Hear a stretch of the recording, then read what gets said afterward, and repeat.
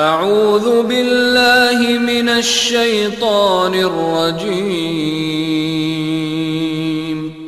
بسم الله الرحمن الرحيم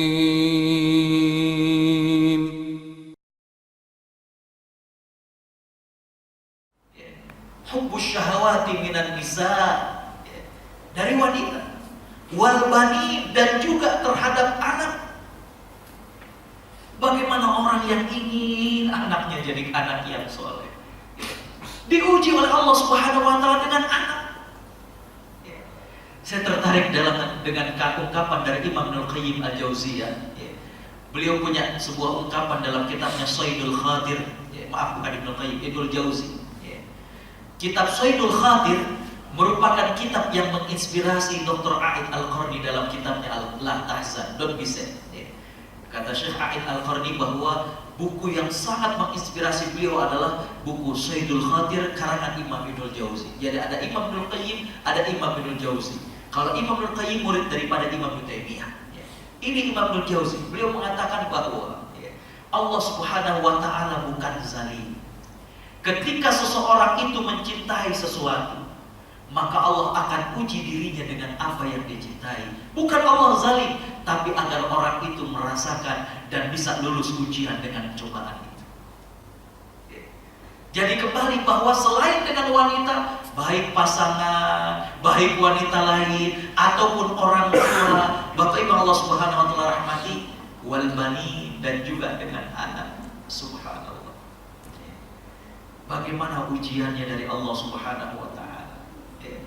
Baik ujiannya itu dengan, mohon maaf, berbagai macam keadaan dari sana. Ketika saya ngambil S3 di Malaysia, dapat 2 bulan ada seorang yang datang dari Pekanbaru. Dia ingin mengambil MBA. Dia datang langsung dengan istri dan ketiga putrinya. Istrinya seorang dokter. Bapak Ibu Allah Subhanahu wa Ta'ala rahmati, dan 3 putrinya lucu-lucu, cantik-cantik.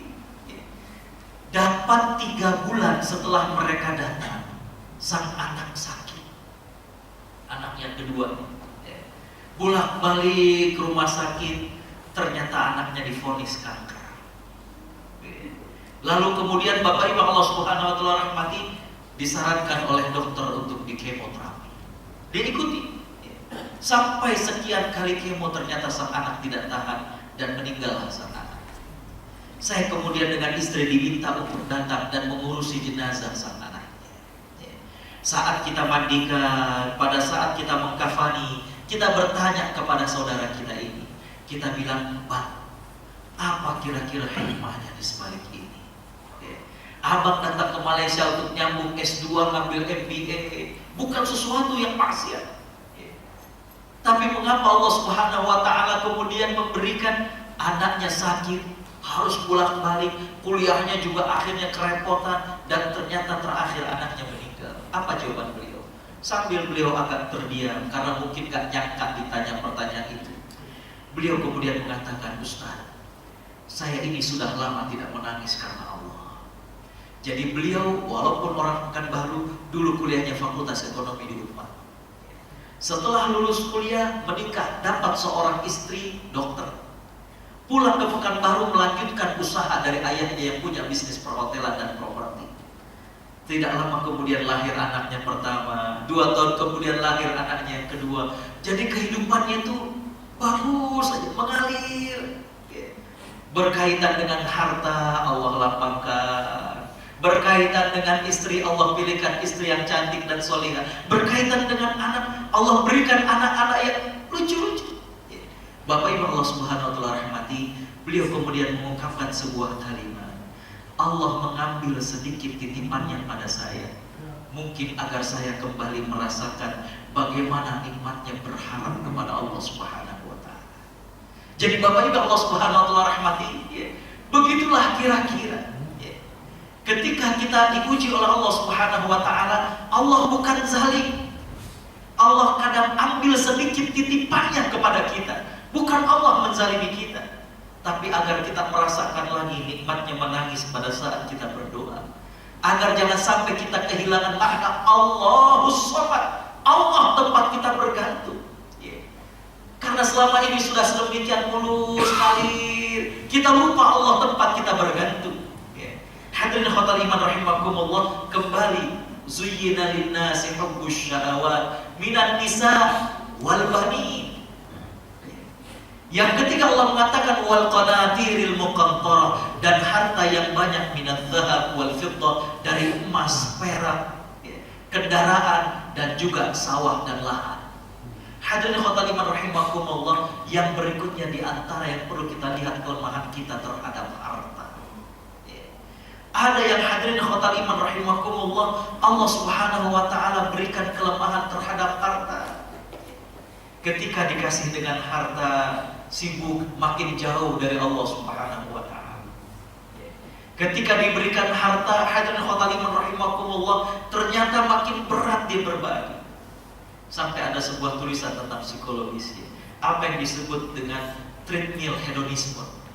Treadmill itu kan alat olahraga yang kita seolah-olah berjalan atau berlari, tapi sebenarnya kita diam di tempat. Hedonisme adalah budaya, bagaimana budaya berlebih-lebihan dan konsumerisme.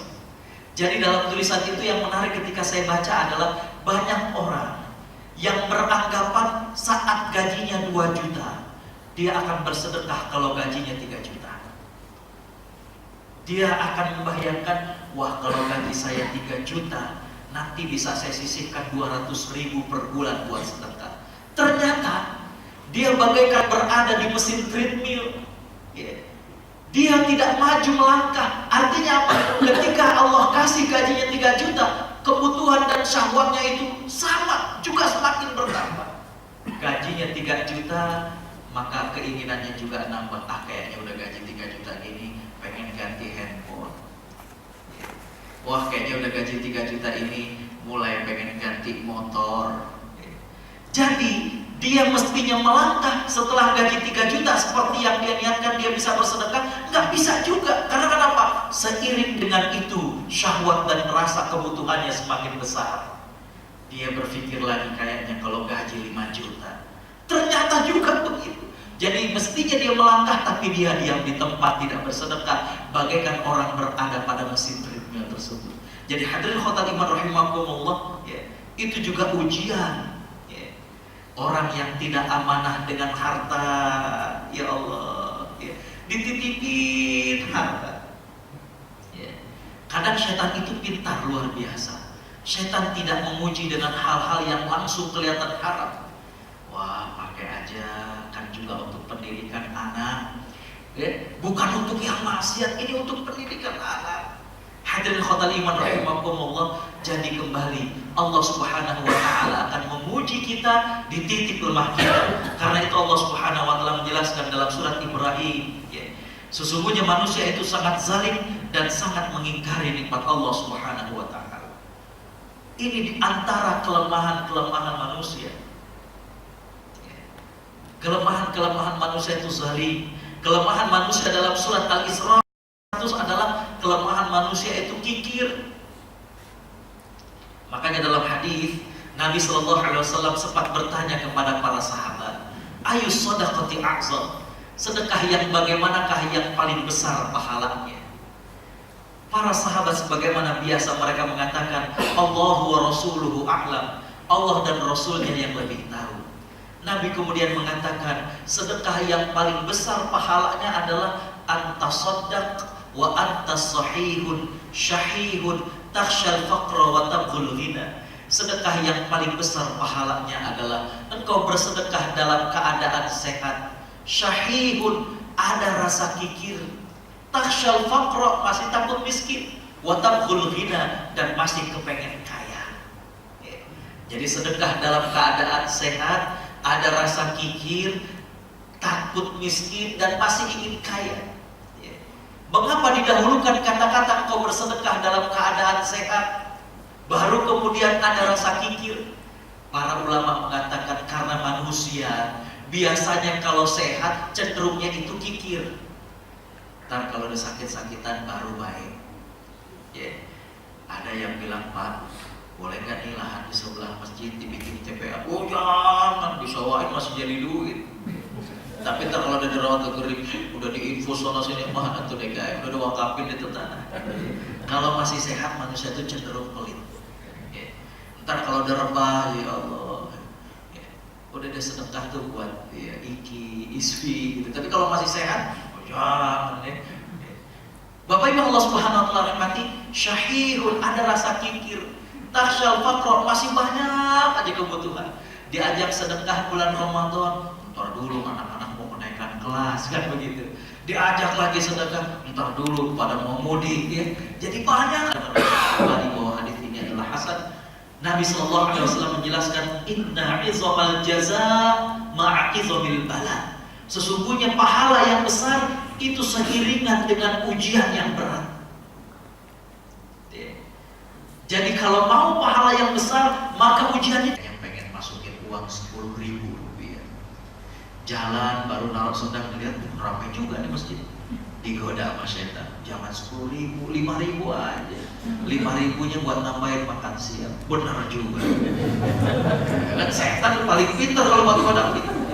Masuk masjid, tahiyatul masjid, dicelingan kanan kiri, salam kanan kiri. Kata setan lagi, banyak benar nih masjid. Ya, gitu. Digoda lagi ketika diumumkan saldo minggu kemarin. Sekarang sisanya digoda. Kalau gitu jangan 5.000, 2.000 aja. Saldonya banyak tuh masjid. Setan paling bisa. Beredar tuh kotak infak, digoda lagi. 1.000. Wah, dia kita benar juga, 1.000 aja juga cukup nih masjid. Ya. Lewat kotak di depan masih digoda sama setan. Ya. Digodanya gimana? 1.000-nya jangan yang lempeng-lempeng, yang lecek aja. Makanya kalau habis Jumatan bapak-bapak bisa lihat Jakarta kesian tuh panitia masjid. Ya. Lagi pada ngelempengin duit. Coba 1.000, 2.000 yang lecek.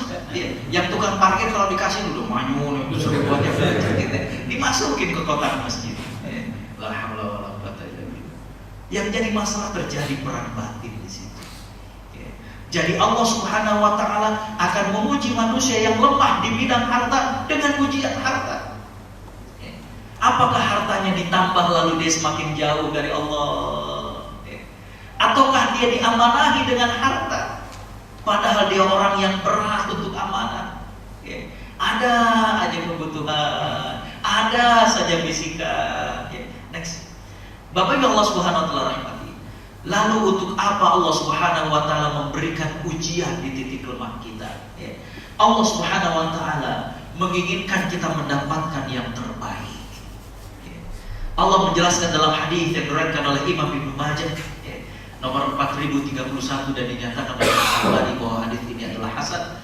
Nabi sallallahu alaihi wasallam menjelaskan inna 'izamal jazaa ma'a 'izamil bala. Sesungguhnya pahala yang besar itu seiringan dengan ujian yang berat. Jadi kalau mau pahala yang besar, maka ujiannya juga berat. Faman radiya falahu ridha. Maka Allah Subhanahu wa taala sesungguhnya Allah Subhanahu wa taala apabila mencintai suatu kaum, ibtalahum, Allah Subhanahu wa taala akan memberikan ujian kepada mereka. Jadi kembali seperti yang tadi saya katakan dalam mukadimah, ujian dari Allah itu merupakan bentuk cinta Allah kepada kita. Bentuk cinta Allah kepada kita. Maka barang siapa yang ridha, Allah juga ridha. Barang siapa yang tidak, maka Allah Subhanahu wa taala akan murka. Jadi Bapak Ibu Allah Subhanahu wa taala rahmati. Poin yang kemudian saya urutkan adalah yang pertama, ujian itu ada di titik lemah kita. Masing-masing kita perlu mengenali kita lemahnya di sisi apa. Ada orang yang lemahnya dengan rasa sombong, ingin dipuji. Ada orang yang lemahnya terhadap wanita. Ada orang yang lemahnya terhadap lawan jenis. Ada orang yang lemahnya tidak bisa tegas. Ada orang yang lemahnya dengan anak. Ada orang yang lemahnya dengan harta. Ada orang yang lemahnya dengan masalah waktu. Dia nggak bisa bagaimana manajemen waktu. Karena itu kita perlu mengenali diri kita. Apa kelemahan kita? Allah Subhanahu wa taala akan menguji di sini. Seseorang tidak akan diuji dengan wanita kecuali dia lemah di sini. Seseorang tidak akan diuji dengan harta kecuali dia lemah di sini. Karena itu kita perlu mengenali diri. Kita perlu untuk sejenak melakukan wakfah, kontemplasi, kita merenung, saya ini lemahnya di mana kira-kira? Ya. Oh, saya lemahnya tidak bisa tegas. Ya. Ada saja. Kita mau ke masjid, anaklah nangis, nggak mau ditinggal, kan begitu, ada. Ya. Kisah misalnya di Indonesia, kita sedang pulang, kita sudah ada janji dengan orang, kita diuji, kita mau pergi, mertua datang, apakah kita akan tegas? Ya. Ujian semuanya dari Allah Subhanahu Wa Taala.